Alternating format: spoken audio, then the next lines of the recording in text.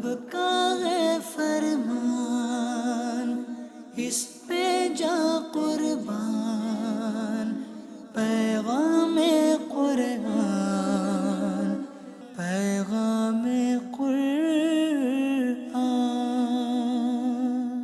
الحمدللہ رب العالمین والصلاة والسلام علی سید المرسلین، اما بعد فاعوذ باللہ من الشیطان الرجیم، بسم اللہ الرحمن الرحیم۔ الصلاة والسلام علیکہ یا رسول اللہ وعلی آلک واصحابک یا حبیب اللہ، الصلاة والسلام علیکہ یا نبی اللہ وعلی آلک واصحابک یا نور اللہ۔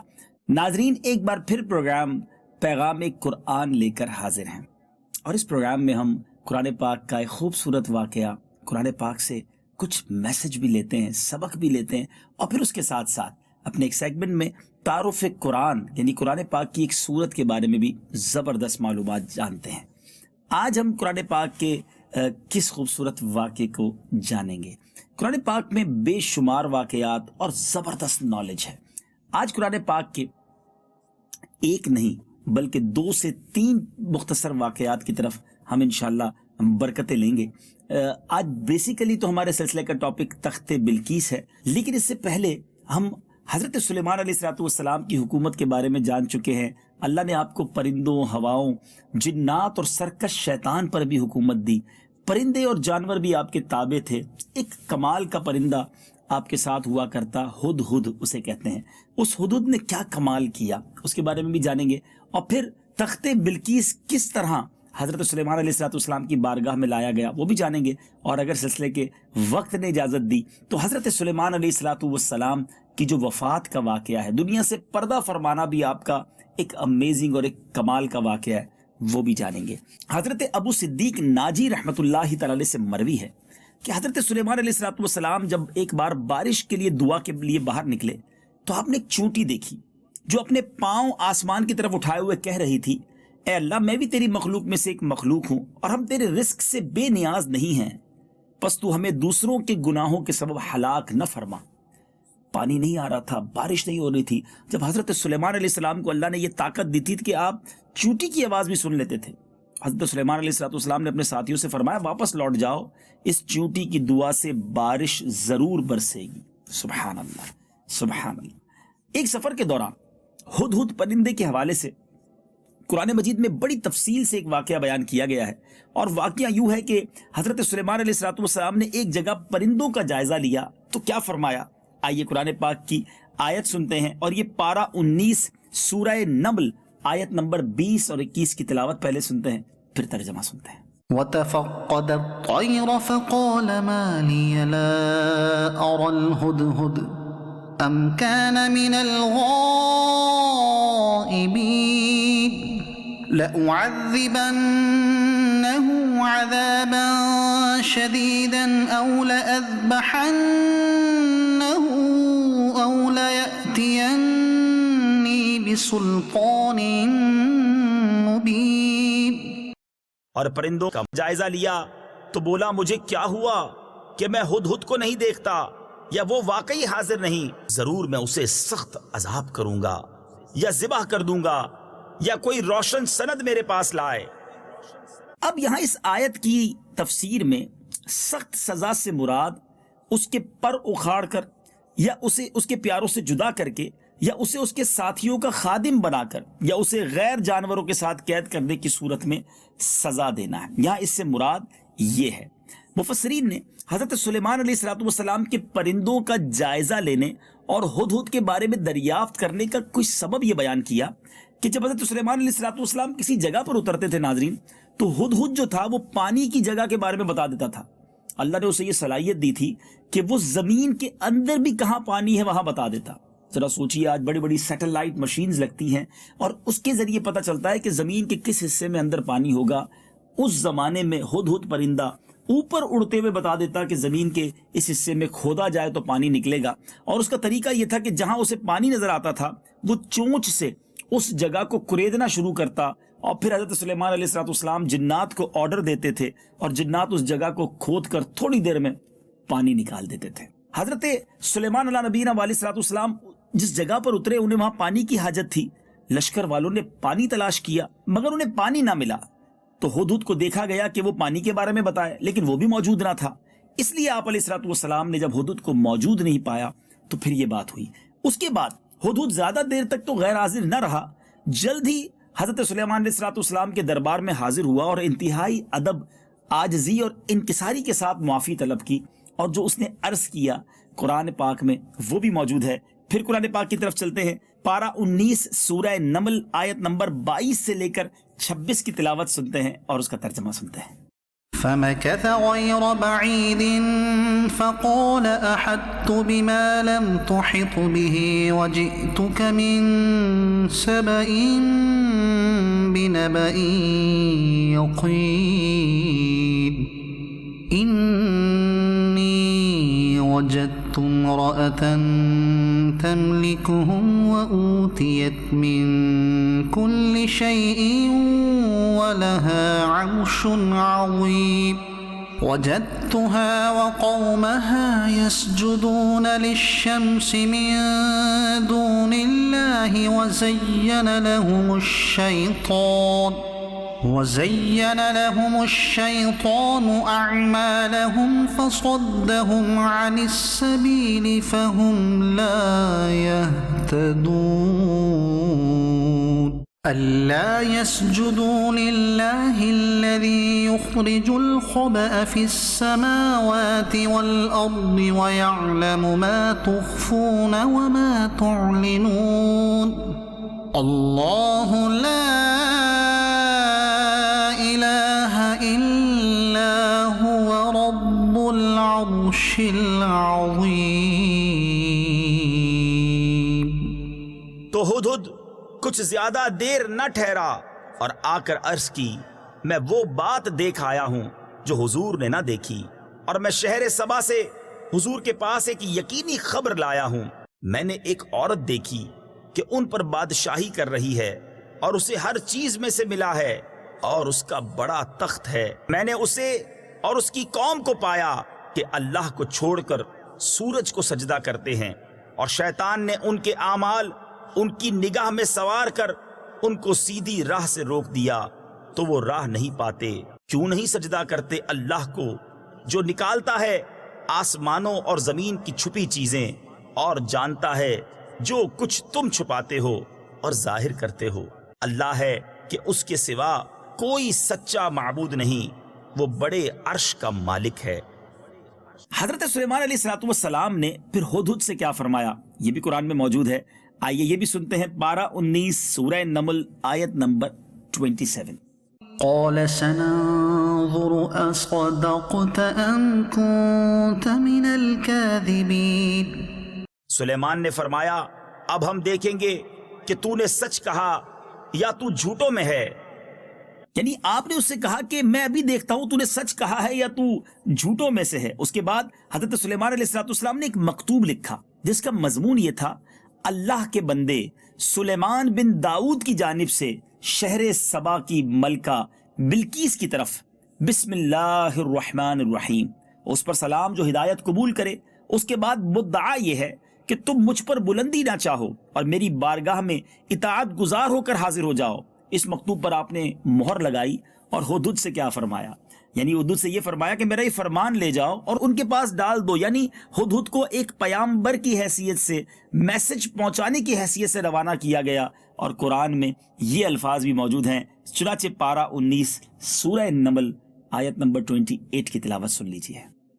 اذهب بكتابي هذا فألقه إليهم ثم تول عنهم فانظر ماذا يرجعون۔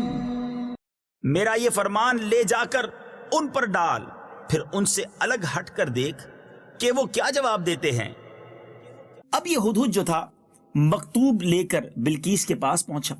اس وقت بلقیس کے گرد اس کے امراء اور وزراء کا مجمع تھا، وہ بھی ملکہ تھی اور اس کے آس پاس بڑے بڑے اس کے وزیر اور امراء تھے۔ ہدہد نے وہ مکتوب بلقیس کی گود میں ڈال دیا۔ ملکہ بلقیس نے اس مکتوب پر مہر دے کر، اس مکتوب پر جو مہر تھی وہ دیکھ کر کہنے لگی کہ اے سرداروں، بے شک میری طرف ایک عزت والا خط ڈالا گیا ہے، بے شک وہ سلیمان کی طرف سے ہے، اور بے شک وہ اللہ کے نام سے ہے جو نہایت مہربان رحم والا ہے۔ یہ کہ میرے مقابلے میں بلندی نہ چاہو اور میرے پاس فرما بردار بنتے ہوئے حاضر ہو جاؤ۔ حضرت سلیمان نے یہی لکھا تھا۔ بلقیس نے اس خط کو عزت والا اس لیے کہا کہ اس پر مہر لگی ہوئی تھی۔ اس نے جانا کہ مکتوب بھیجنے والا جلیل القدر بادشاہ ہے، اس لیے عزت والا کہا کہ اس مکتوب کی ابتدا اللہ پاک کے نام سے تھی۔ مکتوب کا مضمون سن کر جو بلقیس نے اپنے وزراء سے متوجہ ہو کر مشورہ چاہا کہ اب آپ کیا کہتے ہیں، تو سرداروں نے کیا کہا؟ سرداروں نے کہا کہ ہم قوت والے اور بڑی سخت لڑائی والے ہیں اور اختیار تو تمہارے ہی پاس ہے، تم غور کر لو تم کیا حکم دیتی ہو۔ یعنی دونوں آپشن دے دیے گئے۔ اس سے ان کی مراد یہ تھی کہ اگر آپ کی رائے جنگ کی ہے تو ہم اس کے لیے تیار ہیں، کیونکہ ہم بہادر اور شجاع ہیں، توانائی اور قوت والے ہیں، ہمارے پاس بھی کثیر فوجیں ہیں اور جنگ آزما بھی ہیں۔ رائے اور مشورہ دینا ہمارا کام نہیں ہے، تم خود صاحب عقل اور صاحب تدبیر ہو، بہرحال آپ جو کہیں گے ہم آپ کی اطاعت کریں گے۔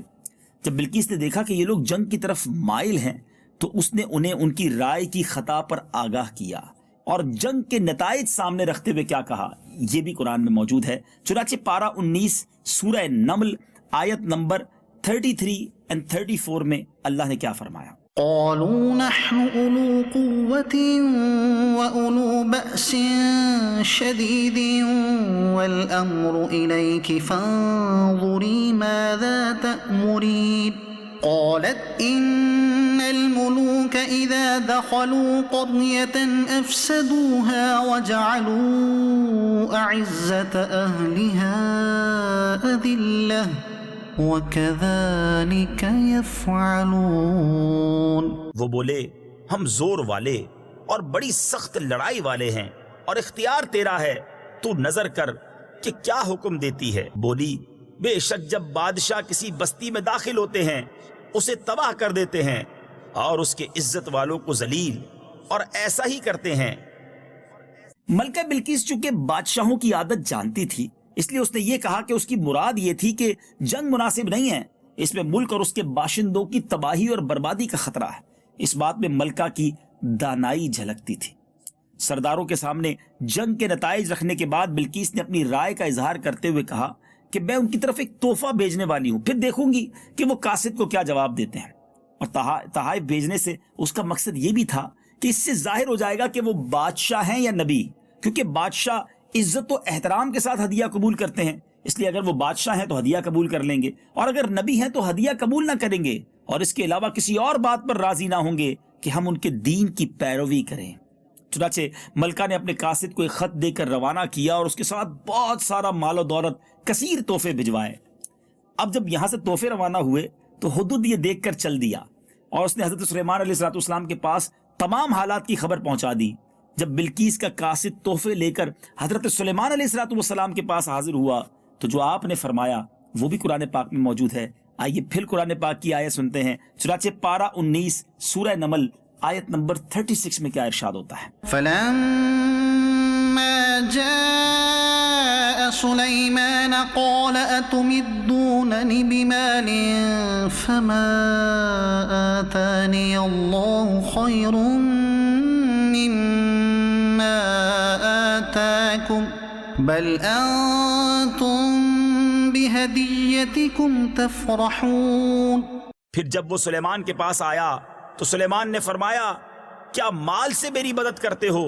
تو جو مجھے اللہ نے دیا وہ بہتر ہے اس سے جو تمہیں دیا، بلکہ تم ہی اپنے تحفے پر خوش ہوتے ہو۔ یعنی اب اس آیت کے تحت علماء لکھتے ہیں یعنی تم فخر کرنے والے لوگ ہو، مال دنیا کی وجہ سے ایک دوسرے پر بڑائی جتاتے ہو اور ایک دوسرے کے تحفے پر خوش ہوتے ہو۔ مجھے نہ دنیا سے خوشی ہوتی ہے نہ اس کی حاجت۔ اللہ تعالیٰ نے مجھے اتنا کثیر مال عطا فرمایا، اتنی کثیر چیزیں عطا فرمائی ہیں، اتنا اوروں کو نہ دیا، اور اس کے ساتھ ساتھ مجھے دین اور نبوت سے بھی مشرف فرمایا ہے۔ سبحان اللہ، سبحان اللہ۔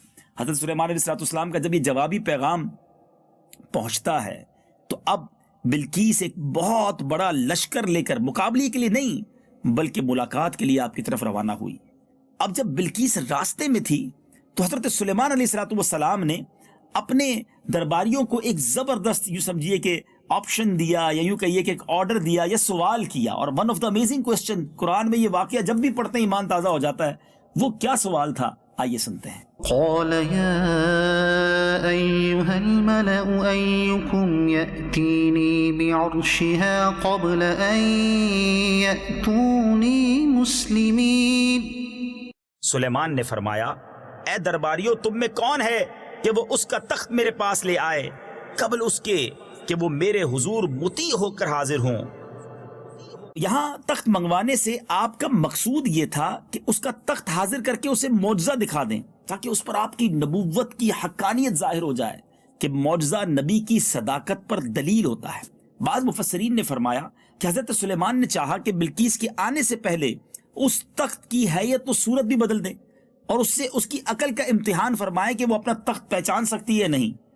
حضرت سلیمان کی بات سن کر ایک بڑے طاقتور خبیث جن نے کیا عرض کی یہ بھی سنیے. پارہ 19 ہے سورہ نمل آیت نمبر 39. قال عفريت من الجن أنا آتيك به قبل أن تقوم من مقامك وإني عليه لقوي أمين. ایک بڑا خبیث جن بولا کہ وہ تخت حضور میں حاضر کر دوں گا قبل اس کے کہ حضور اجلاس برخاست کریں اور میں بے شک اس پر قوت والا امانت دار ہوں. حضرت سلیمان نے فرمایا میں اس سے جلدی چاہتا ہوں. یہ سن کر آپ کے وزیر حضرت آصف بن برخیہ نے کیا عرض کی. سبحان اللہ. ذرا سنیے قرآن ہی کی زبانی سنتے ہیں سورہ نمل کی آیت نمبر 40. قال الذي عنده علم من الكتاب أنا آتيك به قبل أن يرتد إليك طرفك. اس نے عرض کی جس کے پاس کتاب کا علم تھا کہ میں اسے حضور میں حاضر کر دوں گا ایک پل مارنے سے پہلے. حضرت سلیمان علیہ السلام نے ان سے فرمایا اگر تم نے ایسا کر لیا تو تم سب سے زیادہ اس تخت کو لانے والے ہوگے, سب سے جلدی اس تخت کو لانے والے ہوگے. چنانچہ آصف بن برخیہ رضی اللہ تعالیٰ عنہ نے اسم اعظم کے ذریعے دعا مانگی تو اسی وقت وہ تخت حضرت سلیمان کے سامنے نمودار ہو گیا. جب حضرت سلیمان نے اس تخت کو اپنے سامنے دیکھا تو کیا فرمایا یہ بھی قرآن میں موجود ہے. پارہ 19 ہے سورہ نمل کی آیت نمبر 40 میں کیا ارشاد ہوتا ہے. فلما رآه مستقرا عنده قال هذا من فضل ربي ليبلوني أأشكر أم أكفر ومن شكر فإنما يشكر لنفسه ومن كفر فإن ربي غني کریم. پھر جب سلیمان نے اس تخت کو اپنے پاس رکھا دیکھا کہا یہ میرے رب کے فضل سے ہے تاکہ مجھے آزمائے کہ میں شکر کرتا ہوں یا ناشکری, اور جو شکر کرے تو وہ اپنے بھلے کو شکر کرتا ہے اور جو ناشکری کرے تو میرا رب بے پرواہ ہے سب خوبیوں والا. سبحان اللہ. ہوا کیا پلک جھپکنے سے پہلے سینکڑوں میل دور اور بہت بڑے تخت کو حضرت سلیمان کے سامنے پیش کر دینا حضرت آصف بن برخیہ کی کرامت ہے. اور اس سے سیکھنے کو کیا ملا کہ اولیاء کرام سے کرامات ظاہر ہوتی ہیں اور یہ چیز قرآن و حدیث سے ثابت ہے, قرآن کا واقعہ ہے اور یہ کرامتیں قرآن نے بیان کی ہیں. امید ہے کہ بہت سارے مسکنسیپشن جو ہیں غلط فہمیاں دور ہو جائیں گی. اب کیا ہوا تخت آ جانے کے بعد حضرت سلیمان نے اپنے خادموں کو حکم دیا کہ تخت کی شکل و صورت تبدیل کر دو کہ ہم دیکھیں کہ وہ اپنا تخت پہچان پاتی ہیں یا نہیں. جب ملکہ بلقیس حضرت سلیمان کے پاس آئیں تو اس وقت تخت حضرت سلیمان کے سامنے موجود تھا. ملکہ سے کہا گیا تیرا تخت ایسا ہی ہے؟ اس نے جواب دیا گویا یہ تو وہی ہے. اس جواب سے بلقیس کی عقل کا کمال معلوم ہوا. پھر ملکہ سے کہا گیا یہ تیرا ہی تخت ہے, تمہیں دروازے بند کرنے, انہیں تالے لگانے اور پہرے دار مقرر کرنے سے کیا فائدہ ہوا؟ پھر ملکہ بلقیس نے اطاعت قبول کرتے ہوئے کہا ہمیں اللہ تعالیٰ کی قدرت اور آپ کی نبوت کے صحیح ہونے کی خبر اس واقعے سے پہلے ہدہد کے واقعے سے اور وفد کے امیر سے مل چکی ہے. ہم نے آپ کی اطاعت اور فرما برداری اختیار کی. سبحان اللہ سبحان اللہ. اب وہ مسلمان ہو گئیں اور مسلمان ہونے سے پہلے یاد رہے ملکہ بلقیس جو ہیں وہ سورج کی پوجا کیا کرتی تھی۔ اب جب وہ حضرت سلیمان علیہ السلام کے محل میں آپ کے آستانے پر داخل ہوئی تو کیا دیکھا، کمال کی بات سنیے گا۔ وہ صحن جو تھا جس میں ملکہ بلقیس داخل ہوئی وہ شفاف شیشے کا بنا ہوا تھا، اس کے نیچے پانی جاری تھا جس میں مچھلیاں تیر رہی تھی۔ جب ملکہ نے صحن کو دیکھا تو وہ سمجھی گہرا پانی ہے، تو اس نے اپنی پنڈلیوں سے کپڑا اونچا کیا تاکہ پانی میں چل کر وہ آئے۔ تو حضرت سلیمان نے فرمایا کہ یہ پانی نہیں بلکہ یہ تو شیشوں سے جڑا ہوا ہے اور ایک ملائم صحن ہے۔ یہ سن کر بلقیس نے اپنی پنڈلیاں چھپائیں۔ یہ عجوبہ دیکھ کر اسے بہت تعجب بھی ہوا اور اس نے یقین کر لیا کہ حضرت سلیمان کا ملک اور حکومت اللہ کی طرف سے ہے، اور ان عجائبات سے بلقیس نے اللہ تعالیٰ کی توحید اور حضرت سلیمان علیہ السلام کی نبوت پر استدلال کیا۔ حضرت سلیمان نے اس کو اسلام کی دعوت دی اور سبحان اللہ اسلام انہوں نے قبول کر لیا۔ ناظرین، یہ بڑا ہی خوبصورت، بڑا ہی ایمان افروز واقعہ ہے۔ پلک کے جھپکنے سے پہلے کچھ نہیں ہو سکتا، بظاہر دیکھیں تو سیکنڈ سے بھی کم ٹائم لگتا ہے، مگر اتنا بڑا تخت ایک ملک سے دوسرے ملک تک لے آنا، یہ حضرت آصف بن برخیہ جو حضرت سلیمان علیہ السلام کے ساتھی تھے ان کی کرامت ہے۔ تو اولیاء کرام کی کرامات، اور پھر جو نبی پاک کے ساتھی ہوں یعنی صحابہ کرام کا مرتبہ کیسا ہوگا۔ تو قرآن پاک کے اس واقعے سے ہمیں یہ بھی سیکھنے کو ملا حضرت سلیمان علیہ السلام کا عاجزی اور انکساری اور نیکی کی دعوت کا انداز کیا تھا، وہ بھی ہمیں سیکھنے کو ملا۔ کاش ہم بھی اسلام کی دعوت دینے والے، سنتوں کی دعوت دینے والے اور نیکی کی دعوت دینے والے بن جائیں۔ ناظرین، اب حضرت سلیمان علیہ السلام کی دنیا سے پردہ فرمانے کا جو واقعہ ہے وہ بڑا ہی حیرت انگیز اور بڑا ہی باکمال ہے۔ معاملہ یہ تھا کہ حضرت داؤد علیہ السلام نے بیت المقدس کی بنیاد اس مقام پر رکھی تھی جہاں حضرت موسیٰ علیہ السلام کا خیمہ نصب کیا گیا تھا۔ اس عمارت کو پورا ہونے سے پہلے حضرت داؤد کی وفات کا وقت قریب آ گیا، تو آپ نے اپنے فرزند حضرت سلیمان علیہ السلام کو اس عمارت کی تکمیل کی وصیت فرمائی۔ چنانچہ آپ نے جنات کو اس کی تکمیل کا حکم دیا۔ جب آپ کی وفات کا وقت قریب پہنچا تو آپ نے دعا کی کہ یا اللہ میری وفات جنات پر ظاہر نہ ہو، تاکہ وہ عمارت کی تکمیل میں مصروف رہیں اور انہیں جو علم غیب کا دعویٰ ہے وہ بھی باطل ہو جائے۔ ان کا دعویٰ تھا جنات کا کہ ہمیں علم غیب ہے۔ پھر آپ محراب میں داخل ہوئے، حسب عادت نماز کے لیے اپنے عصا کے ساتھ ٹیک لگا کر کھڑے ہو گئے۔ جنات بدستور اپنی خدمتوں میں مشغول رہے اور یہ سمجھتے رہے کہ حضرت سلیمان زندہ ہیں اور ہمارے سامنے کھڑے ہیں۔ عرصہ دراز تک حضرت سلیمان علیہ السلام اسی حال میں کھڑے رہے۔ اللہ اکبر، کیونکہ وہ بار بار دیکھتے کہ آپ طویل مدت تک عبادت کرتے رہے ہیں، تو اب شاید یہ وہی وقت ہے کہ آپ عبادت کر رہے ہیں۔ اب ایک طویل وقت کے بعد اپنی خدمات وہ کرتے رہے۔ اب کیا ہوا کہ حضرت سلیمان علیہ السلام کا جو عصا تھا جس سے آپ ٹیک لگا کر کھڑے تھے اس کو دیمک نے کھا لیا، اور آپ کا جسم مبارک جو لاٹھی کے سہارے قائم تھا وہ زمین پر تشریف لے آیا۔ اس وقت جنات کو آپ کی وفات کا علم ہوا، تب جنوں پر حقیقت کھل گئی کہ وہ غیب کا علم نہیں جانتے، کیونکہ اگر وہ غیب کا علم جانتے ہوتے تو حضرت سلیمان کی وفات سے آگاہ ہو جاتے، اس ذلت و خواری کے عذاب میں نہ رہتے، بلکہ آپ کی وفات کے اگلے منٹ ہی اپنی مشقت والے کاموں سے بھاگ جاتے۔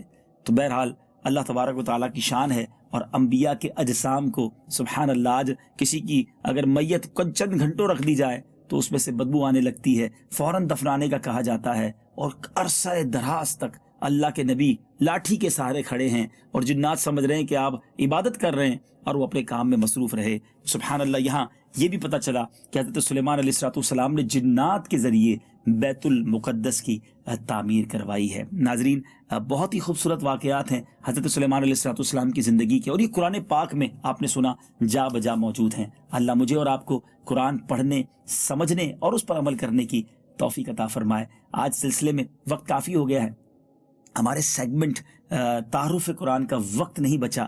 انشاءاللہ اگلے سلسلے میں انشاءاللہ اس سیگمنٹ کو بھی شامل کریں گے۔ رب کریم قرآن پاک کے نور سے ہم سب کے دلوں کو منور فرمائے۔ مدنی چینل دیکھتے رہیے۔ صلو علی الحبیب صلی اللہ تعالی علی محمد صلی اللہ علیہ وسلم۔ رب کا ہے فرمان، اس